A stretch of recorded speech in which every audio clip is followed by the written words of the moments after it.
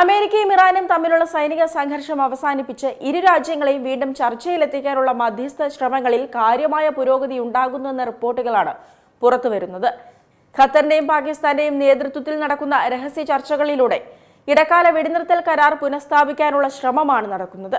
കഴിഞ്ഞ 3 ദിവസമായി അമേരിക്കയോ ഇറാനോ പരസ്പരം ആക്രമണം നടത്തിയിട്ടില്ല. ഏകദേശം 2 ആഴ്ചയോളം നീണ്ട കനത്ത വ്യോമാക്രമണങ്ങൾക്കൊടുവിലാണ് ഇരുപക്ഷവും ആക്രമണങ്ങൾ താൽക്കാലികമായി നിർത്തിവെച്ചത്. ഇരു രാജ്യങ്ങളും പൂർണ്ണ യുദ്ധത്തിലേക്ക് നീങ്ങുമെന്ന ആശങ്കകൾ ഉടലെടുക്കുന്നതിനിടെയാണ് പുതിയ നയതന്ത്ര നീക്കങ്ങൾ പ്രതീക്ഷ നൽകുന്നത്. ലോകത്തെ പ്രധാന എണ്ണക്കപ്പൽ പാതയായ ഹോർമുസ് കടലിടുക്കിലൂടെയുള്ള കപ്പൽ ഗതാഗതം സുരക്ഷിതമാക്കുന്നതുമായി ബന്ധപ്പെട്ട ചർച്ചകളാണ് പ്രധാനമായും പുരോഗമിക്കുന്നത്. ഇറാനും ഒമാനും ചേർന്ന് കപ്പൽ ഗതാഗത നിയന്ത്രണത്തിനുള്ള പുതിയ സംവിധാനം രൂപീകരിക്കുന്നതിനെക്കുറിച്ച് ചർച്ചകൾ നടന്നതായി ഇറാൻ വിദേശകാര്യ മന്ത്രാലയം അറിയിച്ചിട്ടുണ്ട്.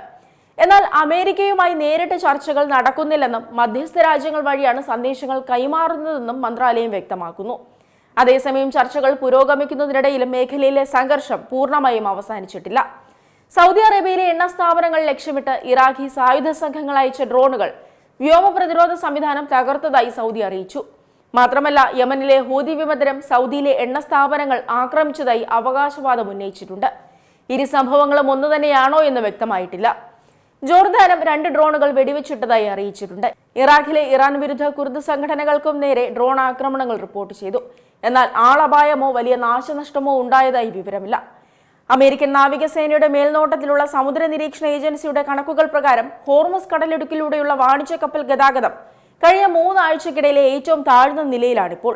അതേസമയം കഴിഞ്ഞ 72 മണിക്കൂറിനിടെ പുതിയ ആക്രമണങ്ങളൊന്നും സ്ഥിരീകരിച്ചിട്ടില്ലെന്നും അധികൃതർ അറിയിച്ചു. അതേസമയം ബാബുൽ മന്ദബ് കടലിടുക്കിലും ആശങ്ക തുടരുകയാണ്. കഴിഞ്ഞയാഴ്ച സൗദി കപ്പലുകൾ ഉപരോധിക്കുമെന്ന് ഹൂതികൾ മുന്നറിയിപ്പ് നൽകിയിരുന്നു. ഒരു സൗദി എണ്ണ കപ്പലിന് നേരെയും ആക്രമണം നടന്നതായി റിപ്പോർട്ടുണ്ട്. അതിനിടെ ഇടക്കാല വെടിനിർത്തൽ കരാറിന്റെ ഭാഗമായി 60 ദിവസത്തിനുള്ളിൽ ചർച്ച ചെയ്യേണ്ടിയിരുന്ന ഇറാന്റെ ആണവ പദ്ധതി അടക്കമുള്ള നിർണായക വിഷയങ്ങൾ ഇതുവരെ പരിഗണിച്ചിട്ടില്ല.